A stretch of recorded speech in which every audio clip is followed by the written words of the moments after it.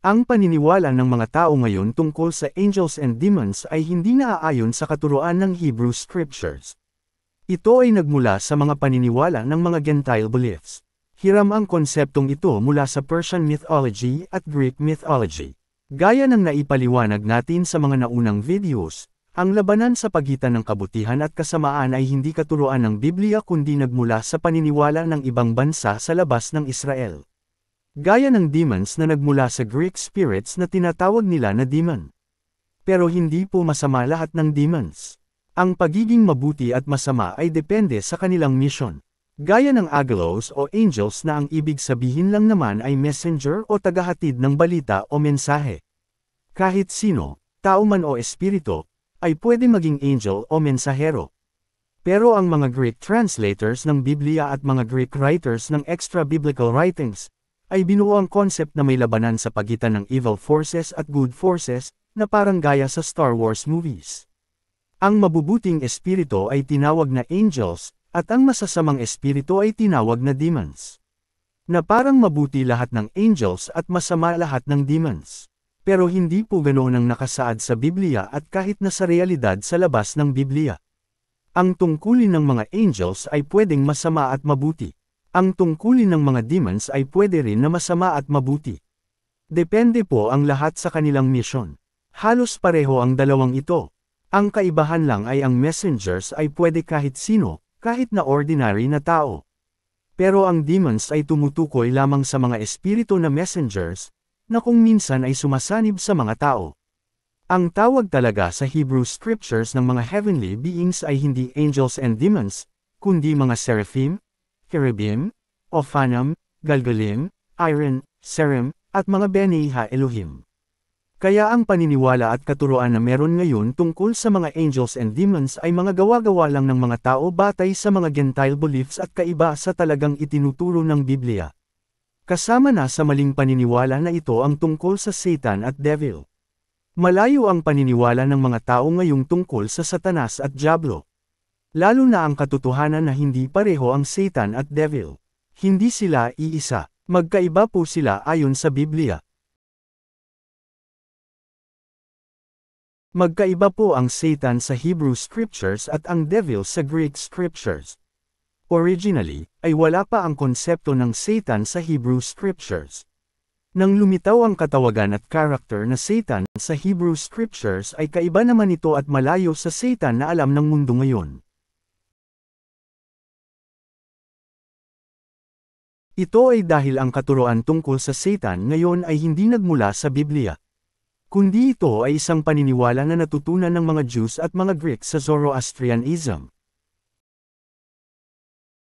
Matatandaan na ang mga Jews ay namuhay sa ilalim ng Persian Empire sa loob ng mahigit 200 years, kasunod ng Babylonian exile. Ang Zoroastrianism ang dominant religion ng mga Persians noong mga panahon na yun. Kaya malaki ang naging influence nito sa pananaw ng mga Jews at maging sa mga Greeks. Sa paniniwala ng Zoroastrianism ay mayroong labanan sa pagitan ng kabutihan at kasamaan. Good versus evil. Naniniwala sila na ang evil forces ay pinangungunahan ng tinatawag nila na anger menu na ang ibig sabihin ay evil spirit. Ang kalaban daw nito ay ang tinatawag nila na spentemenu o good spirit. Ang concept na demonyo ay maaaring dito nagmula. Mapapansin na sa ancient beliefs gaya nito, ay ang demonyo ay parehong may mabuti at may masama. Hindi gaya ng inaakala ng mga tao ngayon. Ang sinasamba naman sa Zoroastrianism ay ang tinatawag nila na Ahura Mazda na ang kahulugan ay all-wise o all-knowing. Siya talaga ang kinakalaban ng anger menu. Ang anger menu ay kilala din sa katawagan na Ahriman sa ibang salita ng mga Persians na siyang Lord of Darkness. Para lang may idea po kayo mga kababayan. Ang Zoroastrianism ay ang religion ng pamilya nina Freddie Mercury. Si Freddie Mercury ay ang sikat na singer ng bandang The Queen noong 70s at 80s. Ito ang dahilan siguro kung bakit may mga kakaibang language at theme na ginagamit minsan sa kanyang mga kanta. Ito rin ang dahilan kung bakit tutol ang kanyang ama sa kanyang pagiging rockstar dahil labag ito sa kanilang religion at tradition. Pero hindi ganoon ang katuruan sa Hebrew Scriptures o Bible. Ang itinuturo sa Biblia ay isang makapangyarihan sa lahat at kataas-taasang Elohim na ang lahat ay under His control, kasama na ang Satan at evil spirits. Kaya ang Satan na itinuturo ng Hebrew Scriptures ay bahagi ng Congregation of Elohim o Divine Council at nagtatrabaho sa ilalim ng kaharian ng El Elyon mula sa kaitaasan ng kalangitan. Kaya everything is under control ng El Elyon. Makakaasa po tayo dyan. Nang lumitaw ang salitang Satan sa Bible ay iba naman ang kahulugan at katungkulan nito kumpara sa paniniwala ng mga tao ngayon. Ang noun na Satan ay Shatan sa Hebrew at nangangahulugan lamang na adversary o opposer. Kaya kahit sino ay pwedeng maging Satan. Pag may kaaway ka o kadebate, ay matatawag na siya ang Satan para sa iyo. 27 na beses itong ginamit sa Hebrew Scriptures. Kung minsan bilang tao na may katungkulan sa military, pamahalaan, o hukuman. At kung minsan ay tumutukoy sa isang divine being. Ang sinasabi dyan na arch-enemy of good ay isang dulot ng mga maling pananaw na minana ng mga translators at Bible scholars. Mas makikita ang tunay na kahulugan nito sa root word na pinagmulan nito. Ito ay nagmula sa Hebrew root word na shatan, na ang ibig sabihin ay to-attack, to-accuse, to be an adversary, to resist. Ang masasabing unang paglitaw ng isang concept na malapit sa concept ng Satan ay mababasa sa Numbers chapter 22, kung saan ang anger of Elohim at angel o messenger of Elohim ay mababasa. Pansinin na ang messenger o angel ng Elohim dyan ay gumanap bilang Satan. Sa kasulatan ng Job naman ay ipinakilala ang Satan bilang bahagi ng konseho ng mga Elohim sa kalangitan. Isang divine being dito ang Satan. Sa kwento sa kasulatan tungkol kay Job, ay malalaman natin na ang Satan ay inutusan lamang ng dapat niyang gawin at lahat ng ipinapadala niya na salot kay Job ay hinihingi niya sa Elohim at ang Elohim ang nagpapadala. Kaya malinaw na ang Satan ng Hebrew Scriptures ay isa sa mga naglilingkod sa kataas-taasang Elohim na ang Elyon. Wala siyang kapangyarihan sa sarili niya. Si Prophet Zacariaho ay nagkaroon din ng pangitain na gaya nito at nakatayo din si Satan kasama sa konseho sa kalangitan. Pansinin na ang Hashatan, o the Satan, lagi ang Hebrew word na ginamit. Patunay na hindi ito pangalan o proper noun o personal name, kundi isang katungkulan o role o title. Mapapansin din sa talata ang kahulugan ng salitang Satan ayon sa gamit nito.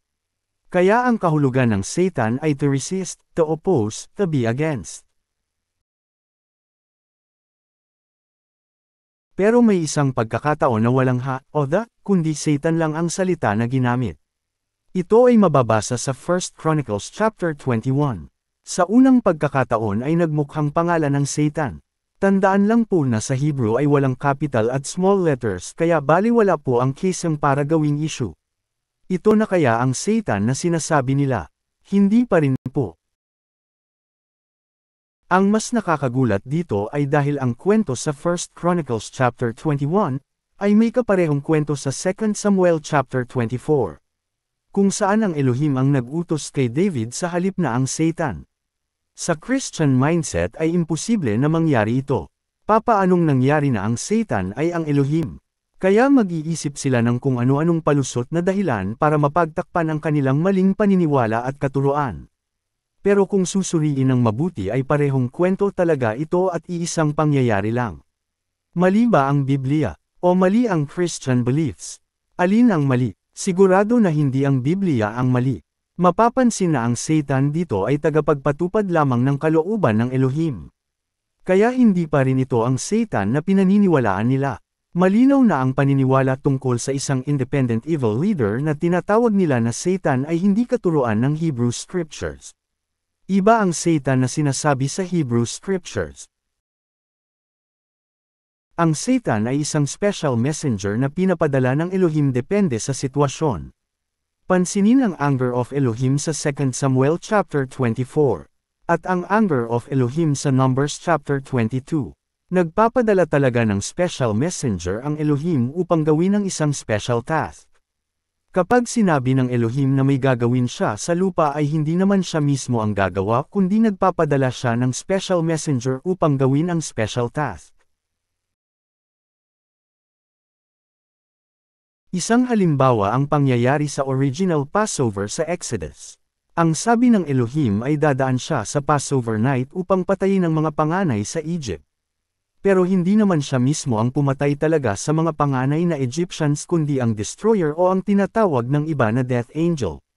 Ang isinalin o tinawag ng iba na death angel ay shahat sa Hebrew na ang ibig sabihin ay destroyer o killer. Mas malapit ito sa tinatawag na kamatayan sa tradisyon ng ating mga kababayan. Pero iba pa rin ito sa devil. Pero hindi pa rin ito ang Satan na sinasabi sa Greek scriptures at sa tinatawag na New Testament Bible ng mga Christians. Kung gayon ay bakit sinasabi sa apostolic writings o anti-Bible na ang Satan ay ang devil? Paano ang Satan ng Hebrew scriptures ay naging devil ng Greek scriptures? Ito po ay dahil sa mga pinagdaanan na pananakop ng ibang mga bansa sa mga Jews. Ang pananaw, pamumuhay, at kalagayan ng mga Jews ay nagbago sa paglipas ng panahon. Nang masakop ng mga Babylonians ang mga Jews ay nahaluan ang kanilang paniniwala kaya mapapansin ang ilang pagkakahawig ng mga alamat sa Mesopotamia at ng mga salaysay ng mga Jews. Higit sa lahat ay nagbago ang kanilang pananalita at pagsusulat. Mula sa Paleo-Hebrew ay naging Aramaic script ang writing system ng mga Jews, at mula doon ay ito ang nakarating sa atin. Kasunod nito ay napasailalim sila sa mga Persians sa loob ng mahigit 200 taon. Dito nila natutunan ang monotheism at ang tungkol sa evil spirit mula sa Zoroastrianism. At pagkatapos ay napailalim naman sila sa mga Grecians sa halos 200 taon din. Dito nila naman natutunan ang tungkol sa mga angels at demons. Kaya matapos na mabuo ang Hebrew Scriptures ay nag-umpisang maakit sa paniniwala tungkol sa mga angels at demons ang ilang mga Jews, lalo na ang tinatawag na mga Hellenistic Jews. Naghalo ang paniniwalang Zoroastrianism tungkol sa Manu at ang mga demons sa Greek mythology. Tinawag na demons ang mga evil spirits at tinawag na angels ang mga good spirits. Ang Satan ay naging pangalan ng Diablo ng mga Greek translators na naging devil naman sa mga English translators. Ang Diablo o Devil ay nag-umpisang lumitaw lang noong 1st century BCE. Sa pagdating ng 1st century CE, ay niyakap ng mga Christians ang konsepto na si Satan ang pinuno ng mga kampa ng kadiliman. Gaya ng Satanas na tumukso sa Messiah. Ito na ang naabutan ng Messiah na halo-halong na pananaw at paniniwala ng mga Jews. Kaya nagsasalita ang Messiah ng naaayon sa sariling pananaw ng mga Jewish religious leaders noong panahon nila upang ipaunawa sa kanila ang bigat ng kanilang mga pagkakamali. Kaya malinaw na ang angels and demons na concept, ang labanan ng good versus evil, at ang tungkol sa Satan bilang leader ng Kingdom of Darkness at Devil, ay hindi nagmula sa Hebrew Scriptures kundi sa mga beliefs ng ibang mga bansa at pananampalataya. Sa isa sa mga upcoming videos natin ay ipapakita natin kung sino talaga ang Devil o Diablo, kung sakaling mayroon man sa Biblia na maituturing. Pero hindi po ito kagaya ng inaakala ninyo.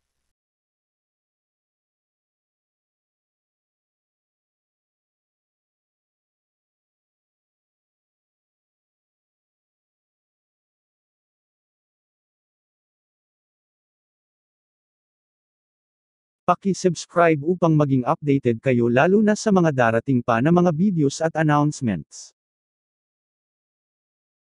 Kung inyo pong mamarapatin, ay bukod po sa pag-subscribe, ay paki-like po ang aming video kung inyong nagustuhan, at paki-suyo na rin po na e-share at huwag kalimutan na pindutin ang notification bell. Kung kayo po ay may katanungan po na, at anumang concern ay paki-comment po sa ibaba.